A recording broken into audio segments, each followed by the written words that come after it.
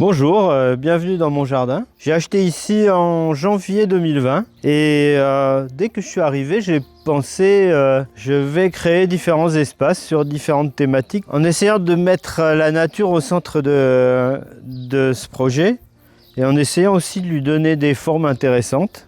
Alors j'ai tout de suite choisi d'arrêter de tondre tous les espaces. Ici, tout était tondu tout le temps. Et dès le départ, je me suis dit, à l'entrée, je vais commencer par créer une prairie de fauche qui va vraiment finir au bord de la zone où on circule, histoire de dire, la nature vient jusqu'à vous, quoi.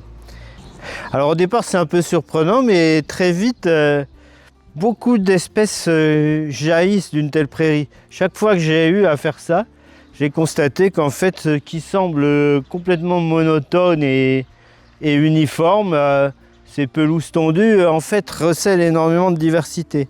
Donc plein de graminées se sont mises à sortir, beaucoup d'espèces. Puis quelques fleurs, par exemple l'aigre-moine qui est là, qui est venue d'elle-même ici. Et ensuite, j'ai implanté aussi dans cette prairie beaucoup de bulbes. Parce qu'en fait, l'avantage d'une prairie de fauche, c'est que comme on tond à l'automne, au tout début du printemps, au moment où les bulbes sortent, l'herbe est très courte et les bulbes adorent cet espace. Alors il y a des crocus botaniques, des tulipes botaniques et aussi j'ai notamment mis un glaïeul sauvage que j'ai trouvé qui pousse partout dans les coteaux alentours. On est dans les coteaux de Gascogne. Alors où est-il? Voilà, on le voit ici, il a fini de fleurir et il est en train de faire ses graines. Donc un glaïeul sauvage, le glaïeul d'Italie, qui est vraiment une espèce d'ici. Si on part à pied, là, dans 10 minutes, il y a une station où il y a ce glaïeul-là. Alors attention, il ne s'agit pas de piller la nature. Donc surtout ne pas se dire tiens, je vois une station de glaïeul, je prends tout, je mets chez moi. Quand je vois une station de glaïeul et que j'ai ce projet là, j'en prends un petit bulbe et puis je l'installe ici et puis après je le divise.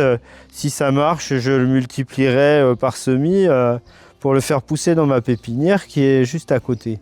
Et surtout pas détruire la nature. Et juste en bordure de cette prairie, j'ai vu cet espace avec un très grand groupe de bouleaux qui m'a donné l'idée de faire un jardin de sous-bois, un jardin d'ombre et de sous-bois. Donc j'ai planté beaucoup d'érables du Japon, comme celui-ci, et planté des fougères, du fraisier sauvage, des espèces comme ce géranium vivace. J'ai aussi planté, c'est assez intéressant, ce charme d'Orient que j'ai prélevé lors d'un voyage d'études en Bulgarie il y a 7 ou 8 ans, je crois, et que j'ai prélevé à 3 cm de haut, que j'ai ramené, que j'ai cultivé, que j'ai installé dans le jardin. Voilà, parce que j'aime beaucoup essayer les espèces sauvages et de voir ce qu'elles donnent. Parce qu'à mon avis, les espèces sauvages ont beaucoup plus de beauté qu'on ne leur en prête traditionnellement. Et par exemple, ici, j'ai implanté le saule de Salomon, qui est une espèce proche du muguet, qui fait des grandes grappes de fleurs le long de la tige. Et qu'en réalité, qui pousse à 1 km dans les bois, là, 1 km d'ici. Un quart d'heure à pied, on voit du saule de Salomon. J'ai aussi mis le petit hou qui est là, qui est une espèce typique des sous-bois du sud-ouest, mais jusqu'en Corse d'ailleurs, et qui est très décoratif à mon goût. Voilà. Alors un jardin, c'est aussi un travail sur les formes. Donc par exemple, on est ici dans une sorte de perspective bordée par 2 triangles, 2 massifs en triangle, qui donnent sur un très grand tilleul qui est là et qui m'a tout de suite marqué. Quand je suis arrivé ici, j'ai vu ce tilleul qui a peut-être 200, au moins 200 ans, je pense. Et quand je suis arrivé, tout était en pente douce comme ça, vers le bas, là, une pente légère vers le bas. Et le Covid est arrivé et j'avais l'idée de faire un grand rond autour de ce tilleul, de creuser en amont pour former une terrasse et de rajouter la terre en aval pour avoir un très grand plateau comme ça. Ce qui m'a permis de marquer un peu l'idée de l'homme, parce que la nature ne fait pas ça. En même temps, marquer le cercle du tilleul qui est magnifique. Et puis accentuer les reliefs, créer des effets de terrasse. On la voit ici, la terrasse, qui est en fait le résultat du fait d'avoir creusé ici. J'ai tout creusé à la main parce qu'il y a les racines du tilleul, donc je ne voulais pas l'abîmer. Et quand j'arrivais aux racines, je m'arrêtais. Et puis j'ai rajouté un peu de terre ici pour accentuer encore cet effet et me permettre de commencer à évoquer la montagne qui est juste à côté. Alors la montagne avec leur jardin de rocaille qui est une figure très importante pour moi. Hein. Je viens des Alpes de Haute-Savoie et bon, pour moi la montagne c'est majeur. Et qu'est-ce qui m'a donné l'idée de faire un jardin de montagne et de rocaille ici? C'est d'abord le sapin qui est tombé en février 2020, 3 semaines après que j'ai acheté, et qui maintenant est là. Donc on voit sa souche ici, et le tronc qui est là. Parce que j'ai pensé que le mieux c'était de le garder. Alors ce sapin c'est un épicéa commun, c'est un arbre qui est présent chez moi partout, je viens de Haute-Savoie, et ça m'a évoqué mon pays, donc je me suis dit, je vais créer ces espaces de montagne, ces paysages de montagne, ces rocailles qu'on voit chez moi. Et j'ai commencé à accentuer encore le relief de la même manière qu'au pied du tilleul, en creusant un peu ici, et en dessinant cet arc qui est là, et en plaçant mes pierres à la verticale.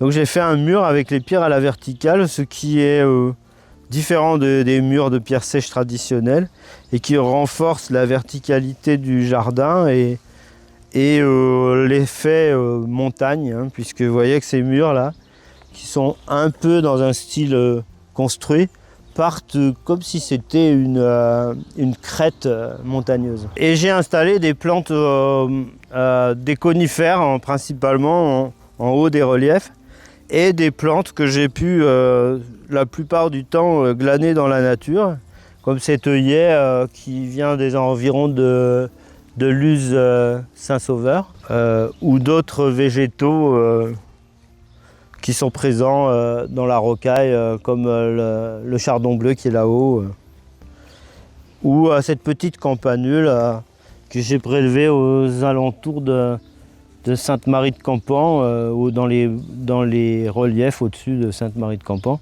mais qui est présente quasiment dans toutes les prairies des Pyrénées et qui commence à fleurir. Là. En réalité, ce que j'ai fait, c'est j'ai rajouté un tout petit peu de terre et j'ai aussi pris la terre dans mon futur bassin qui est juste à côté, puisqu'en fait mon bassin, je l'ai fait dans le cratère de l'arbre tombé.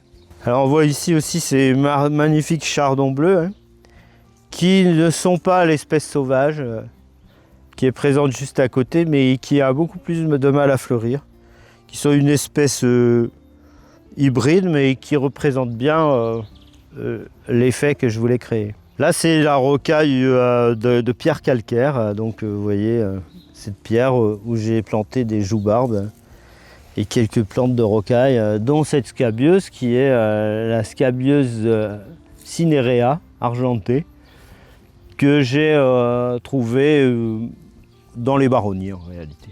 Bon alors quand cet arbre est tombé, j'avais le choix. Hein. Bon, il est tombé jusque dans le terrain d'à côté. J'ai coupé le bout parce que cet arbre faisait au moins plus de 20 mètres. Hein, et il partait jusque dans le terrain de ma future voisine, qui n'avait pas encore construit sa maison, mais bon voilà, il fallait quand même s'arrêter à un moment donné. Et puis j'ai laissé le reste, et on voit, il y avait un lierre à sa base, et j'ai laissé le lierre coloniser petit à petit le tronc, et créer comme ça cette sorte de petite barrière, de petite haie, qui en plus crée une diagonale par rapport à la haie existante qui était là avant que j'achète et qui dynamise bien l'espace. Et en plus, le lierre, quand il est en fleurs, attire énormément les abeilles et les nourrit à une période où elles n'ont pas grand-chose à manger. Donc c'est un véritable garde-manger pour les abeilles au mois de novembre-décembre quand elles n'ont plus rien, quoi. Alors cet arbre, quand il tombe, il fait un cratère. Et la souche emmène avec elle cette terre un peu argileuse qu'on a ici. Et je décide de garder tout ça, pas seulement le tronc, mais la souche et le cratère. Et à ce moment-là, je suis en train de lire plusieurs livres sur le jardin et sur le fait aussi qu'il ne faut pas passer son temps à s'épuiser quand on jardine. Au contraire, il faut utiliser l'existant. Et l'existant, c'est parfois une véritable pépite. Il y a une tradition dans le jardin qui consiste à penser que c'est l'effort qui fait la valeur, alors que bien souvent, c'est le regard qui permet de déceler une valeur et de savoir s'en servir. Donc, je vois ce trou dont j'aurais pu penser il faut le combler. C'est ce qu'on fait la plupart du temps. Et je me dis, en fait, c'est tant mieux ce trou. Parce que j'avais un bassin dans mon ancien jardin et j'avais ramené quelques poissons de ce bassin et quelques végétaux. Et je me disais, où vais-je mettre le nouveau bassin? Il faut bien que je mette ces poissons quelque part. Donc je les ai mis un temps dans un récipient, on va dire. Et puis j'ai commencé à creuser le cratère pour l'approfondir, à récupérer la terre pour la mettre dans mes rocailles qui sont en fait à 5 mètres de là. Donc quand on veut pas trop se tuer au travail, c'est parfait. Et une fois que j'ai fait tous les terrassements, j'ai posé une bâche PDM parce que ici je n'ai pas de ruisseau, je n'ai pas l'eau, hein. J'ai l'eau simplement l'eau de ville. Et donc il ne fallait pas user trop d'eau. Donc c'est une concession à l'artificiel, j'ai mis une bâche PDM et j'ai commencé à planter ce bassin aussi bien dans l'eau que sur les bords. Alors ce qui a été surprenant, c'est que sur cette terre argileuse sont venus s'implanter des guêpes sauvages qui ne font pas des colonies, hein, qui vivent toutes seules. Et par contre, vous voyez la quantité de trous de ces guêpes, hein. Elles adorent cet endroit et depuis le début, elles s'y sont implantées et se sont multipliées. Il y a de plus en plus de trous. Donc elles vivent là. Elles ressemblent un peu aux guêpes normales, en plus petits. Et elles font ces petites galeries et elles vivent dans cette paroi. Évidemment, si je l'avais annulé, c'était un milieu de moins pour ces animaux. Et puis vous voyez la profusion de libellules qui vivent maintenant dans mon bassin. Alors j'ai installé des poissons, notamment des poissons rouges, que je ne nourris jamais, strictement jamais. J'ai pu constater aussi la présence de tritons et de salamandres. Donc c'est très vivant, quoi. Et j'ai planté ce nénuphar aussi. Quelques plantes sauvages comme l'iris des marais qu'on voit là. Et j'ai implanté le sarracenia.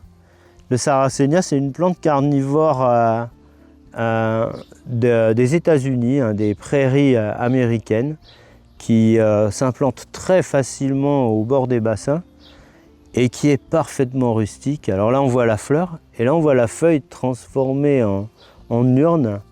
Alors, ce qui est terrible, c'est que, en fait, le haut de l'urne fait une sorte de couvercle. Le contour contient des substances qui font penser aux insectes à du sucre. Elle se pose là. Ensuite, le couvercle, je ne sais pas trop comment, je crois qu'elle ne le voit pas. Pom, elle tombe sur le couvercle et elle tombe au fond de l'urne où elles se font digérer par un suc qui est au milieu.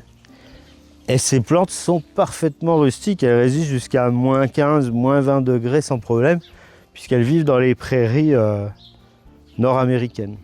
Alors, quand on fait un bassin, c'est très important de faire une zone où il y a très peu d'eau. Vous voyez ici, il y a à peu près ça d'eau, 10 cm maxi. D'abord parce que les poissons adorent. En hiver, c'est là qu'ils viennent se réchauffer. Et aussi parce que toute la faune qui gravite autour de ce jardin vient boire ici et vient aussi se laver. Les oiseaux se lavent dans ce peu d'eau là, ils adorent se laver ici. Toutes sortes d'oiseaux, les merles, les colombes, etc. viennent ici. Et on peut penser aussi, ma poule vient boire aussi dans ce bassin d'ailleurs. Mes poules avant, mais il m'en reste une parce qu'un renard a mangé l'autre. Il y a un blaireau qui fréquente mon jardin, peut-être qu'il vient boire à l'occasion. Les chats viennent boire là. Donc c'est vraiment un oasis pour tout ce petit monde. Et puis vous voyez les libellules là, un vrai balai de libellules. Alors là on en voit, je sais pas, une bonne trentaine. L'autre jour je pense qu'il y en avait peut-être 150 ou 200 libellules sur le bassin. Alors cette vie s'est implantée progressivement. Hein. Les libellules, je pense, j'en ai jamais vu autant, parce que je pense que progressivement elles se sont multipliées et que maintenant elles vivent vraiment en lien avec ce lieu. Alors au bord de la mare, juste à l'angle de chez moi, à l'angle sud-ouest, il y avait un vieux chêne qui poussait, qui faisait 300 ans et qui avait fait un semis de chêne. Et quand je suis arrivé, il y a à peu près 6 ans maintenant, 6 ans et demi, ben, au pied, ici, là, dans ce cercle-là, il y avait des chênes. Et ils faisaient cette taille-là, voilà, 10 cm. Un semis de jeunes chênes d'1 an qui avait dû se semer en 99 et germer l'année d'avant. Et tout de suite, je dis, là, on ne tombe pas. On va laisser faire et on va faire ce que les forestiers font d'habitude, c'est-à-dire laisser ces jeunes chênes pousser ensemble et progressivement former un bois qu'on peut éclaircir le cas échéant, mais en réalité, pour le moment, j'ai éclairci très peu d'arbres pour faire un peu de... pour faire une petite place à cet amaryllis que j'ai mis en plein milieu, qu'on appelle le noisetier de sorcière et qui vient d'Amérique. Mais sinon, j'ai quasiment pas éclairci ce sous-bois. J'y ai planté de la pervenche que j'ai trouvé dans le bois d'à côté et qui maintenant commence à faire un tapis et quelques autres espèces et je laisse faire. Donc ça fait un espace vraiment, je sais pas comment dire, mais on s'évade quoi. On s'évade un peu comme dans un bois alors qu'en réalité on a même pas 10 mètres par 10 mètres, on a quoi, 5 mètres par 5 mètres ici. Alors ce chêne, le parent de ces bébés qui étaient là, faisait 300 ans, mais il n'était pas chez moi, il était chez ma future voisine qui l'a abattu de peur qu'il tombe sur sa maison. Et la lumière ainsi créée a permis le développement de ces chênes. Donc vous voyez là aujourd'hui ils sont à au moins 6 mètres de haut, ils ont 6 ans. Alors ici je suis dans une œuvre d'une amie qui s'appelle Mélanie Mora et qui avait fait ses œuvres pour une exposition où moi-même j'exposais à l'abbaye de l'Escaladieu. Et c'est en fait une reproduction à une échelle bien plus grande d'un champignon qui pousse dans les bois et qu'on appelle le cœur de sorcière. Alors on a 2 cœurs de sorcière, là, un grand et un petit, qu'on a placé donc dans mon jardin et qui était rouge vif au départ et qui progressivement prend une teinte, alors on pourrait dire plus fanée, mais en fait plus naturelle aussi et qui continue d'amener un rouge qui progressivement évolue. Et je trouve que c'est très bien en fait que cette œuvre évolue, mais c'était quand même du solide. Et il faut savoir que Mélanie a tressé tout ça à la main. Voilà. Et dessous, une structure en métal. Bon ben voilà, on vient de voir passer un papillon. Je crois que c'est une des choses que je préfère dans mon jardin, c'est de voir passer les papillons. Et donc là, on est à mon petit salon de thé.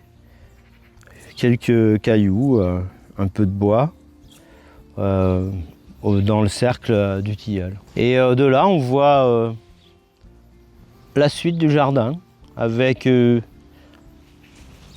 au bord du cercle les premiers pistachiers qui vont délimiter le jardin méditerranéen qui est juste derrière. Bah, nous voilà au milieu du jardin méditerranéen avec les cistes, les pistachiers, les filaires là, qui qui ferme l'autre espace.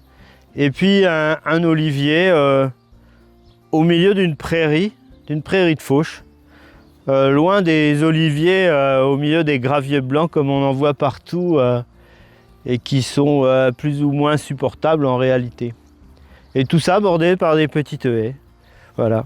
Et comme la Méditerranée est un peu le chemin qui mène aux tropiques, ben, juste à côté commence le jardin exotique qui s'appelle le jardin de la charmeuse de Serpent, en référence à un tableau du douanier Rousseau, le peintre du début du XXe siècle. Donc voilà, quand on fait le tour, ben, on peut rentrer. Et ça commence avec l'hortensia à feuilles de chêne, que je trouve très beau. Le bassin des lotus. Tout ça bordé par des figuiers qui étaient là avant que je n'arrive. Et le figuier, en fait, est un représentant d'une espèce tropicale très très fréquente. Et là, un de mes préférés, le cornouiller de Hong Kong, Cornus hongkongensis, en fleurs en ce moment. Et surtout, les très emblématiques lin de Nouvelle-Zélande, qui sont représentés dans le tableau du douanier Rousseau qui s'appelle le jardin de la charmeuse de Serpent. Et alors, une petite anecdote, c'est qu'en fait, j'ai créé ce jardin ici. Il y avait une haie là, traditionnelle on va dire, qui passait au milieu. J'ai créé ce jardin ici. J'ai tout de suite pensé à ce tableau et j'ai voulu faire un jardin qui représente ce tableau. Je l'ai appelé comme ça. Et quelques années après, il y a 2-3 ans, je vois une mue de serpent ici. En fait, il y a réellement un serpent qui vit au milieu du jardin de la charmeuse de Serpent. C'est une couleuvre verte et jaune. Bon ben voilà, on a fait un petit morceau de mon jardin. Et nous voilà au milieu du datura pour vous dire au revoir. Au revoir, à bientôt. À bientôt. Merci à tous d'avoir suivi cette vidéo. Si elle vous a plu, vous pouvez la partager, vous abonner, mettre un commentaire. Vous pouvez aussi nous soutenir sur permafutur.com dans l'onglet stage ou boutique. Et merci, au revoir.